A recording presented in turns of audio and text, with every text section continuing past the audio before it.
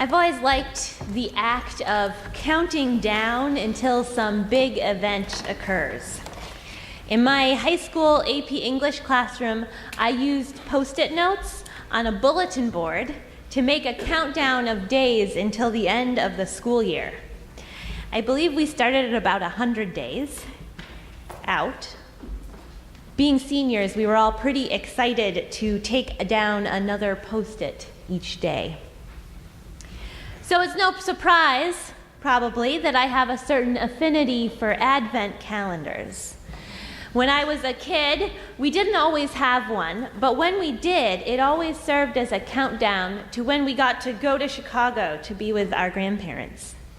There was this delicious mixed anticipation of both wanting to know what was behind that day's door and knowing that opening another door meant that we were one day closer to Christmas, which is pretty exciting when you're a kid.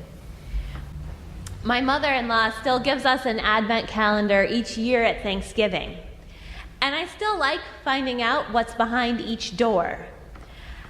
But more often than not, we end up forgetting about it for days at a time. And then inevitably one of us will walk past it and say, "Oh, we've gotten behind." There's still fun in opening 3 or 4 days at once, but it's not quite the same kind of magic or anticipation. What this makes me think most about in this time of year is the quality of our waiting, and whether in losing its magic, it also loses some of its presence and perhaps some of its hope. How do we wait while being present in the moment? And how do we wait with hope? Each of the 3 holidays that are occurring or coming up in the next week all have an element of waiting and can teach us something about what it looks like for us to wait with presence, to wait with hope. Now, many of you know that Hanukkah began this past Tuesday at sundown. All week, our Jewish neighbors and some of you in this room have been lighting the menorah each evening in recognition of the miracle of the oil that lasted 8 days when it should have only lasted 1. On the surface, the Hanukkah story might not seem to have much to do with waiting or hope. It's actually a war story that starts with the Syrian rulers in Israel who had been repressing the Jewish people who lived there. Jewish worship and practices were forbidden, and their temples were desecrated with worship to the Greek gods. Eventually, as so often happens, the Jewish people couldn't take it anymore and rose up in revolt, led by a family known as the Maccabees. Remarkably, some might say miraculously, they won 2 battles against the Syrians and retook that temple. And this is where the waiting comes in. Because the temple had been desecrated by the worship of Greek gods, it needed to be purified and rededicated, and there were very specific ways to do that. To start, they needed to relight the eternal flame, the one that was meant to remain lit in the temple at all times. And of course, the problem was there was only enough oil to last for 1 day. This is the part we know, right? And it would take 8 days to secure more oil for the lamp.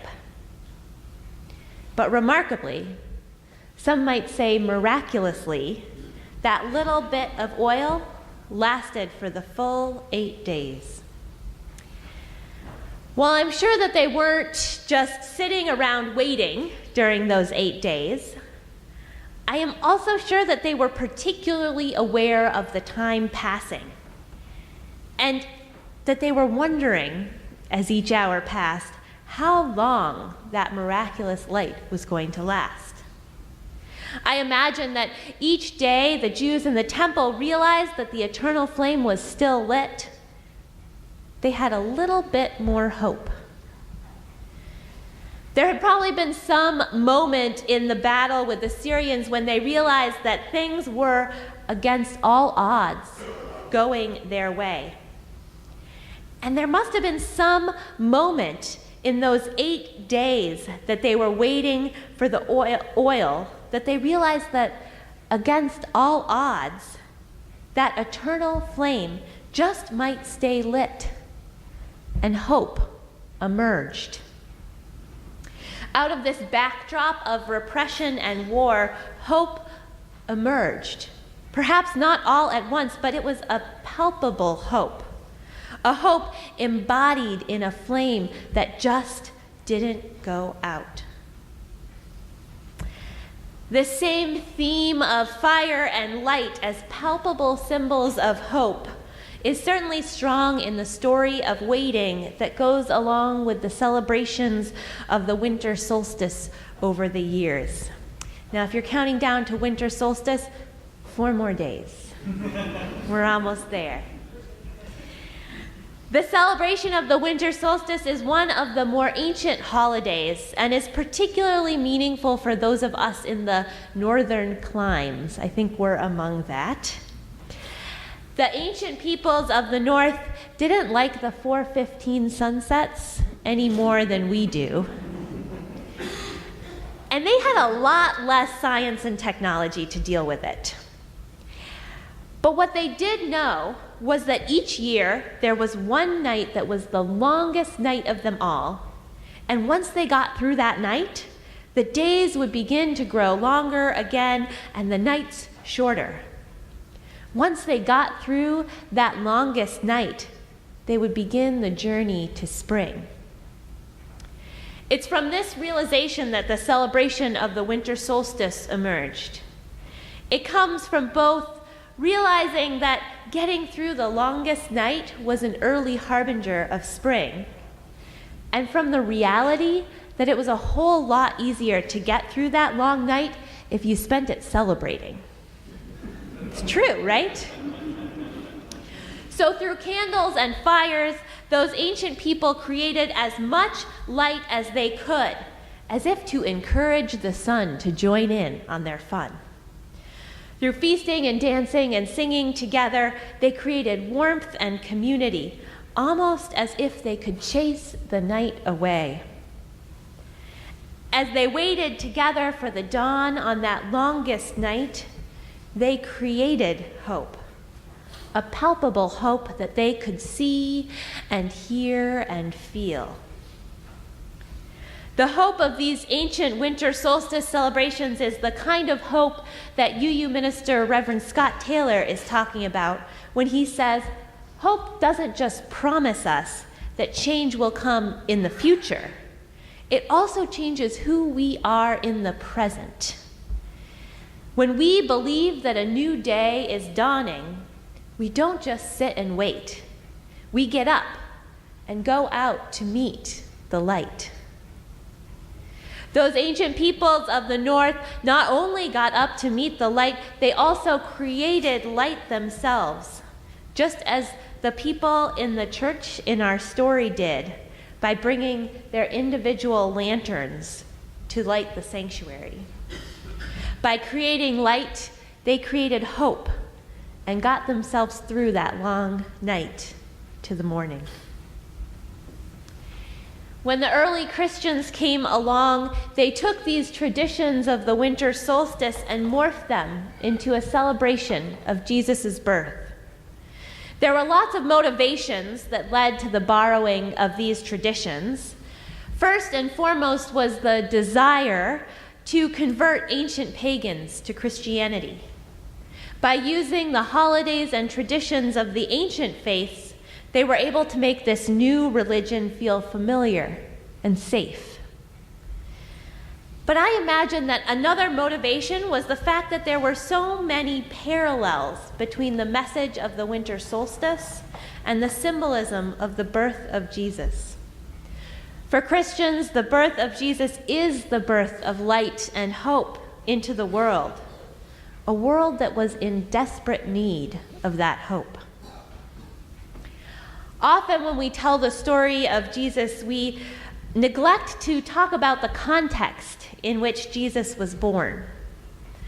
The first century was a time of occupation and empire in Palestine.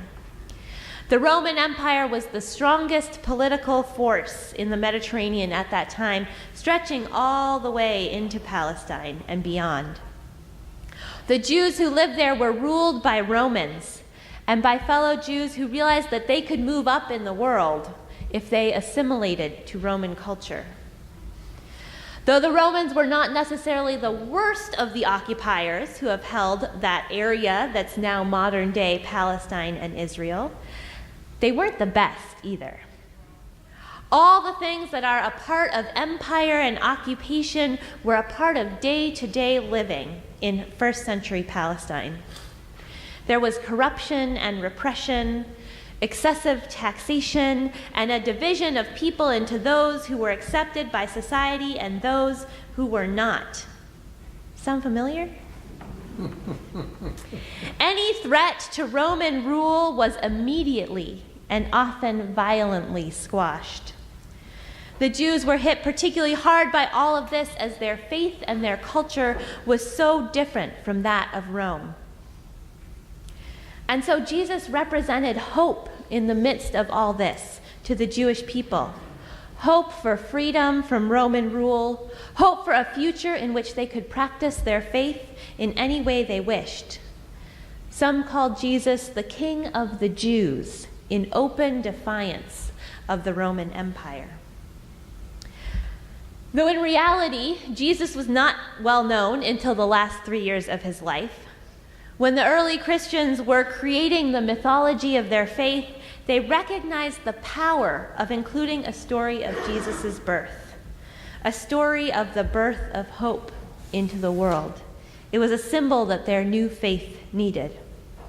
And this is where we get the celebration of Christmas. It's a celebration not just of birth, but of hope breaking into the world in the most unlikely form, in the form of a baby born to an unwed poor mother in a stable. These three celebrations, Hanukkah, solstice, and Christmas, come around again and again each year so that we do not forget light and hope, even when they seem far away. They come around every year to remind us what it feels like when hopelessness turns into hope. What is that moment? To remind us what it feels like when hope is palpable, when you can see and feel and hear it. As UU minister Victoria Safford writes, at this time of year during the darkening days, from the solstice fire to the lights of the menorah to the Advent candles, all of these ancient stories whisper the same message. The light will return, but you must go out and meet it. The great light will come back, but you must kindle your own little lights to guide it back. The light will return because you have kept an ember of it burning all along. Your hope, your faith, your resistance, your resilience, and your love. These little lights, these lights within you and among you, are important, she says. These holidays remind us not only that hope sometimes emerges from the most unexpected places, from a single oil lamp, from the midst of the longest night of the year, in the form of a baby laid in the manger, but also that hope doesn't emerge without some effort from us. Hope cannot be made palpable unless we participate in it. That church in Transylvania would have remained dark if the people hadn't brought their lamps each time they came. That oil in the temple would have run out eventually if the Maccabees and their fellow Jews hadn't gone off to secure more oil. That longest night of the year would have been a lot longer and harder for the ancient people of the north if they hadn't come together with their fires and feasts. And that baby in the manger would never have made any impact on the world if there weren't others who listened to him, who believed in his message of love. In biblical Hebrew, the word used for both wait and hope is kavah. Translated literally, kavah means to collect or bind together. Now, when I first found out that literal translation, it didn't make any sense to me. What does hope or waiting have to do with collecting or binding together? And yet, isn't it true that these holidays of waiting and hoping are also about collecting hope, collecting light, gathering and binding ourselves together to nurture the flame?